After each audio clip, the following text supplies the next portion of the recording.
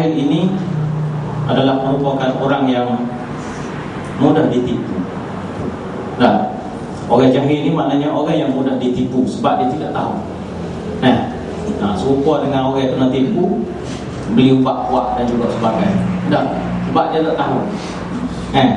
Betul kau ubat tu bila makan masuk jadi ubat kuat. Itu dia.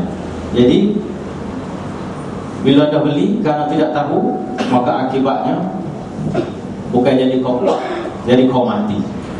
Itu dia. Lebih teruk lagi, mati tu siapa pun pada badannya. Jadi itu puncanya bila tidak tahu. Jadi alhamdulillah kita pada malam ini telah pun ditaufikkan oleh Allah Subhanahu wa taala berada dalam majlis ilmu yang dimuliakan oleh para malaikat. Yang disukai oleh para malaikat. Dan inilah merupakan satu tradisi yang telah lama dilakukan oleh orang Islam sejak daripada zaman dulu lagi. Jadi persoalan yang paling penting yang kita berada dalam majlis ilmu seperti ini, yang telah menjadi tradisi para salafus saleh kita pada zaman dahulu, di mana Ibnu Abbas radhiyallahu anhu dia sentiasa, maknanya selepas pada tak ada Nabi yang menjadi sumber ilmu kepada masa itu, dia sentiasa mengajak para sahabat dia apabila mereka selesai daripada sembahyang dan sebagainya, ijlis bina nu'min sa', marilah duduk bersama-sama dengan aku, kita beriman sekejap. Mari beriman sekejap. Tak beriman ke? Beriman. Cuma maknanya nak cap bateri balik supaya akidah yang berada dalam hati kita itu sentiasa hidup sama, ada power, ada kekuatan dan juga sebagainya. Dan ini adalah merupakan satu persoalan yang penting, yang berkait dengan kita, yang berhubung dengan kita. Dia bukan berkait pada fizikal kita, tubuh badan kita kat luar. Bukan ada berkait dengan tubuh fizikal kita saja, tapi dia berkait dengan hati kita, persoalan hati. Sebab di situlah tempat letaknya akidah, di hati kita tu. Semacam mana ulama-ulama kita dulu mentakrifkan hati, akidah ni apa dia? Ma waqara fil qalbi. Apa yang bertapak di dalam hati. Akidah ni benda yang bertapak di dalam hati. Wa nutqu bil lisan. Mula-mula sekali tu. An-nutqu bil lisan, kemudian ma waqara fil qalbi wa amalun bil jawarih, dan juga beramal dengan anggota. Ini adalah merupakan persoalan yang penting yang perlu kita kena jaga dan kita kena awasi dalam kehidupan kita. Itu dia. Sebab itulah macam mana soalan yang telah diajukan oleh ahli panel tadi, oleh pengurusi tadi kepada saya. Dia kata kita perlu wujudkan dalam diri kita hijratus syu'ur wal qulub. Ataupun hijratul qulub was syu'ur. Maknanya hijrah hati kita ini, dan juga perasaan kita ini daripada sesuatu yang tidak baik kepada perkara yang baik. Semacam mana yang ada disebut dalam ayat Al-Quran, dalam surah Al-Mudaththir, Allah Subhanahu wa ta'ala telah berfirman, ya ayyuhal mudaththir qum fa'anzir wa rabbaka fakabbir wa thiyabaka fatahhir wal rujza fahjur. Itu dia. Allah Subhanahu wa ta'ala berfirman dalam ayat ini mengatakan bahawa wahai orang yang berselimut. Nabi lah ketika tu, waktu Nabi mula-mula terima wahyu dulu kata, qum fa'anzir, bangunlah kamu memberi peringatan kepada orang lain yang duduk di sekitar kamu, yang masih lalai, yang hatinya tidak mengingati Allah Subhanahu wa ta'ala, yang perasaannya tidak berkasih sayang kepada Allah Subhanahu wa ta'ala, menyintai Allah Subhanahu wa ta'ala, yang mana hati mereka lalai, yang mana hati mereka penuh dengan dosa dan noda, yang mana hati mereka tidak ada ingatan kepada Allah Subhanahu wa ta'ala, yang mana hati mereka tidak ada kekuatan untuk bermunajat kepada Allah Subhanahu wa ta'ala, hati mereka itu penuh dengan dosa-dosa dan juga maksiat. Fa'anzir, beritahu kepada mereka, beri peringatan kepada mereka. Wa thiyabaka fatahhir, dan pakaian mereka hendaklah dibersihkan. Pakaian kamu hendaklah dibersihkan. Wa rujza fahjur, dan juga perkara-perkara yang buruk, perkara-perkara yang buruk, perkara-perkara yang tak baik dalam kehidupan kamu, fahjur. Hendaklah kamu jauhkan, hijrahkan. Ayat perkataan yang sama dengan perkataan hijrah yang telah disebutkan oleh Allah Subhanahu wa taala dalam ayat Al-Mudaththir. Maknanya wal rujza fahjur. Benda hak kotor, benda hak tak baik, benda hak berdosa, hendaklah kamu jauhkan daripada perkara. Ini adalah merupakan hijrah yang perlu ada dalam kehidupan kita. Bukan hanya hijrah fizikal. Tubuh badan. Macam mana orang berkeluar. Hijrah tubuh badan daripada masyarakat yang penuh dengan maksiat dan juga sebagainya, hidup tanpa dalam gua dan juga sebagainya. Itu dia. Itu hijrah tubuh badan, tak usah duduk dalam masyarakat. Duduk dah. Itu dia. Tapi kita tidak boleh hijrah semacam itu dalam masyarakat ni. Rasulullah SAW walaupun baginda berhijrah berkhulwat di Gua Thur,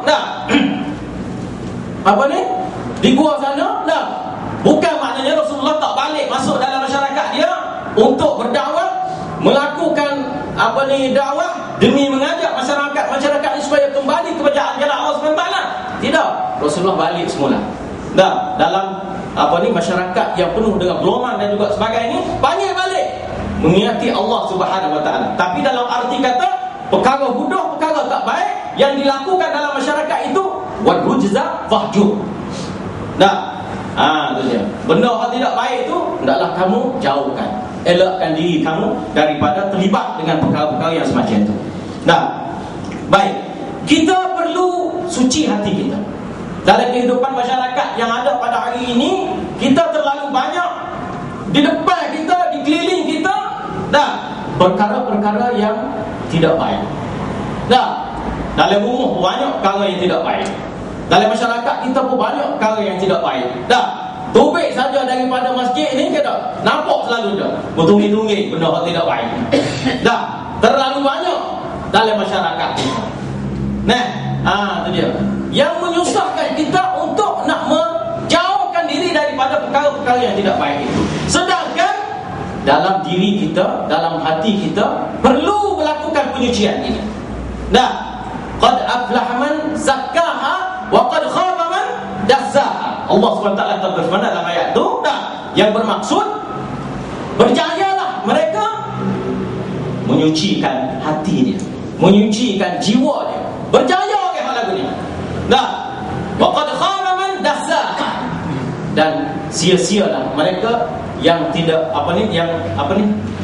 tidak menyucikan hati dia, mengotorkan jiwa dia. Itu dia. Maknanya satu keperluan dalam kehidupan kita sekarang ini membersihkan hati kita, menyucikan hati kita. Daripada segala kekotoran yang ada di sekitar kita ini, supaya kita tidak terlibat sama dengan perkara-perkara yang tidak baik. Itulah yang dimaksudkan dengan kita perlu berhijrah daripada perkara-perkara yang tak baik. Bapa perlu, maknanya kita sebagai orang Islam ni perlu menyucikan hati kita. Kerana apa? Kerana hati ini adalah merupakan raja segala anggota. Kalau kita duduk tahu semua ulama kita duduk sebut semua, hati kita ini merupakan raja kepada segala anggota.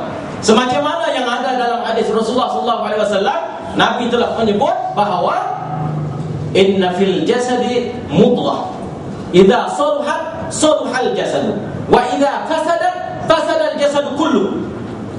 Sesungguhnya kata Rasulullah SAW, di dalam hati kamu ada segumpal darah, ada seketul daging. Ada seketul daging.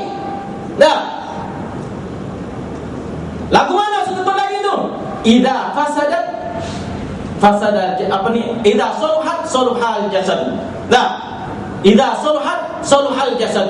Apabila dia baik, maka baiklah seluruh anggota badannya. Wa idza fasadat fasadal jasadu kullu. Apabila dia buruk, maka jadi buruklah segala-galanya. Nampak tak? Bertunjangkan kepada hati yang ada di dalam jiwa kita. Sebab daripada situlah akan keluarnya tindak tanduk, tingkah laku yang tidak baik. ataupun tindak tanduk tingkah laku yang baik. Dia duduk situ belakang. Start daripada hati. Orang nak curi pun bila hati dia tu sakit, bila hati dia tak baik, maka dia curilah. Nah, apabila hati dia baik, dia tak akan melakukan kecurian itu dan juga sebagainya. Nah, jadi ini adalah merupakan persoalan sumber yang ada pada diri manusia sekarang ini. Nah, maknanya manusia nak kembali kepada jalan kebaikan ini, mereka perlu kembali kepada kebersihan hati mereka, penyucian hati mereka, supaya tidak berlakulah perkara keji dan juga perkara mungkar yang ada di sekitar kita ni. Nah, kalau bos takat nak ceramah saja ni, bos takat nak ceramah, nak pergi pengisian dan juga sebagainya, nak suruh orang bersihkan hati ni, nak suruh orang jadi baik dan juga sebagainya, dia tak cukup. Seorang itu mesti kembali dan menadah tangan, menyesal di atas perbuatannya terhadap Allah Subhanahu Wa Taala, bertaubat dan juga sebagainya, kembali kepada Allah Subhanahu Wa Taala, membersihkan hati mereka, teriak menangis dan juga sebagainya, munajat kepada Allah Subhanahu Wa Taala, maka dibersihkan hatinya, ditaubatkan kepada Allah Subhanahu Wa Taala, akan hilanglah segala titik-titik noda yang ada dalam hati mereka, dan pada masa itulah mereka akan melakukan kebaikan. Dan sebab itulah hijrah asy'ur wal qulub ini merupakan perkara yang penting dalam kehidupan kita. Nah, jadi anak rasa cukup setakat itu dulu. Anak suka balik kepada musik. Kita masuk round yang kedua nanti. Majlis, terima kasih. Nampak apa kekuatan ataupun kehebatan ceramah kita menyampaikan yang saya rasa cukup bermakna, dan kita boleh fahamlah maksudnya kalau hijratul qulub dia sebut tadi, wasyu'ur itu maknanya kita hijrah hati dan perasaan kita, tidak kita bergantung kepada dunia. Ya, sebab dia sebut tadi orang jahil dan orang yang mudah ditipu, betul tak? Orang jahil ni ataupun istilah orang jahil adalah makanan kepada orang cerdik. Itu istilah moden sekarang ni. Nah, dia tipu macam-macam. Mana pun kena tipu semua. Sebab apa? Sebab tak tahu. Jahil tu kalau Melayu tak tahu, kita tak tahu lah, maka kena tipu dah. Termasuk Kelantan tak tahu. Sebut jahil lah apa ke, tapi tak tahu dengan sikit dah. 2 kali 5 ada. Jadi panel kita yang kedua tadi mengajak supaya kita kembali ataupun meletakkan hati kita dan perasaan kita kepada takwa, dan takwa itu adalah di hati masing-masing. Takwa hahuna, Nabi kata takwa itu di sini, takwa hahuna, Nabi sebut 3 kali. Jadi kalau hati-hati kita banyak dosa, memanglah dia akan menjauhkan diri kita daripada Allah Subhanahu Wa Taala. Karena hati di tempat sumber atau bertakwa-nya ilmu. Hati di tempat bertakwa-nya ilmu.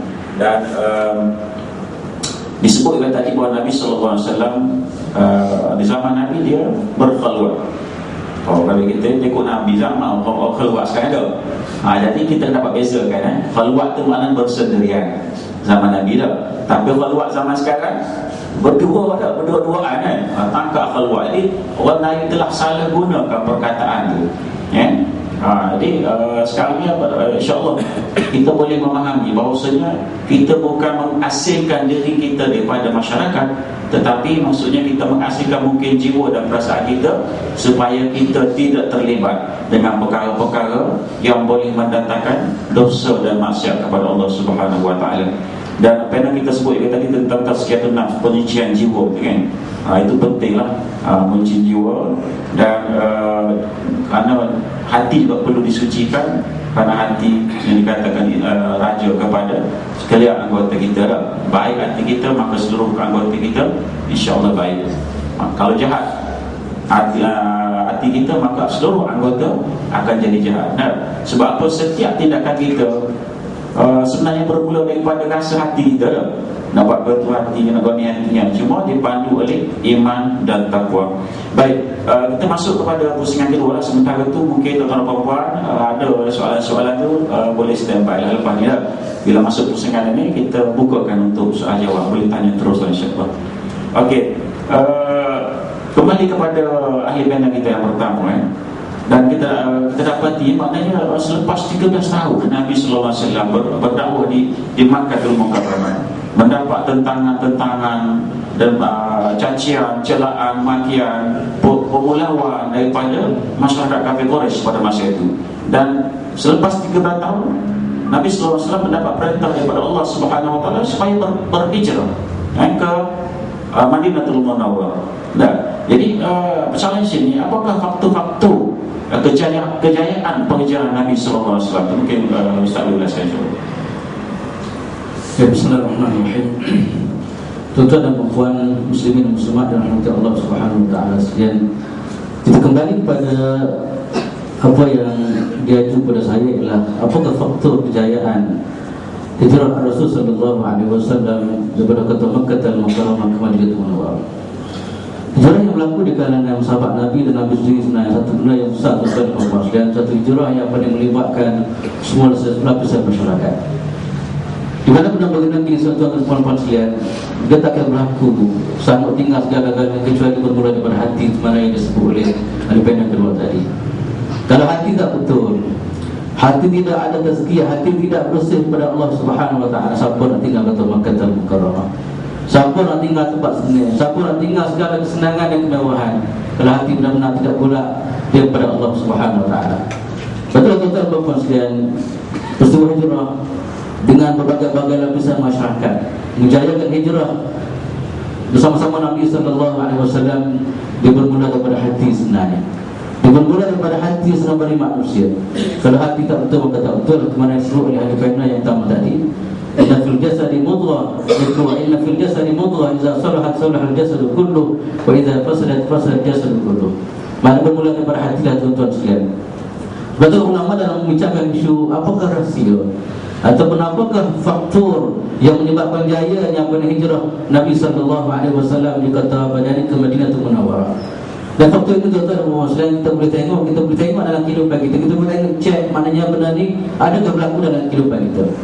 Kalau benar yang saya sebut lepas ni, insya-Allah benar-benar menjadi berlaku dalam kehidupan kita, maka tunggu masalah kita akan dapat nusrah atau pertolongan daripada Allah Subhanahu wa taala. Yang pertama sekali ialah maknanya faktor utama ialah niatus salihah, bermula dengan hati yang bersih atau niat yang betul. Sebab itulah kita tuan-tuan dan puan semua, kalau kita nak kejayaan insya-Allah Subhanahu wa taala, mesti kita bermula dengan niat yang betul semata-mata kerana Allah Subhanahu wa taala. Nabi sallallahu alaihi wasallam dan para sahabat radhiyallahu taala anhum ajma'in hijrah ke Madinatul Munawwarah bukan kerana keberadaan, bukan kerana nak cari tempat selesa, bukan kerana nak apa dia nak kata nak berindah, tapi hijrah ke Madinatul Munawwarah semata-mata kerana Allah Subhanahu wa taala.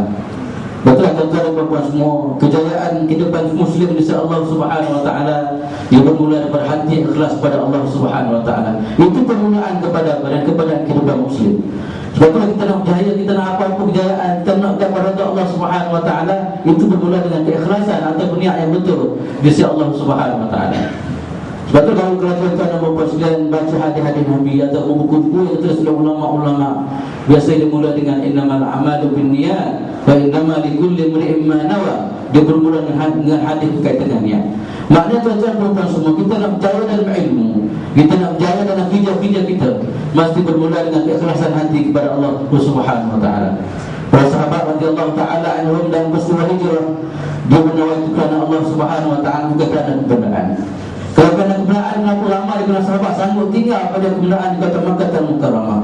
Kalau kerana nak kesenangan, nak pergi berehat, nak pergi kela, dan perjalanan yang begitu jauh 400 km nak sampai ke Madinatul Munawwarah, bukan tempat kela sebenarnya. Dan kata lain, mana dia pergi jiwa, dia pergi tinggal kota Makkah semata-mata untuk mempertahankan prinsip, untuk mempertahankan agama Allah Subhanahu wa taala, atau kata lain dia bermula dengan mencari redha Allah Subhanahu wa taala, bukan redha orang lain. Yang kedua tuan-tuan dan puan sekalian, tak cukup hanya sekadar niat yang bersih atau hati ikhlas kepada Allah Subhanahu wa taala. Yang kedua dia perlu pada merancang. Sebab Islam ini bukan pada pakai gigi sempurna begitu tidak, tapi kita diminta supaya merancang. Dia panggil al-afdhu al-asbab, kita ambil asbab. Sebab itulah semua ulama antara Syekhul Islam Ibn Taimiyah rahimahullah taala mengatakan al-afdhu asbab ibadatun. Kita ambil asbab, kita merancang, kita berusaha, itu dikatakan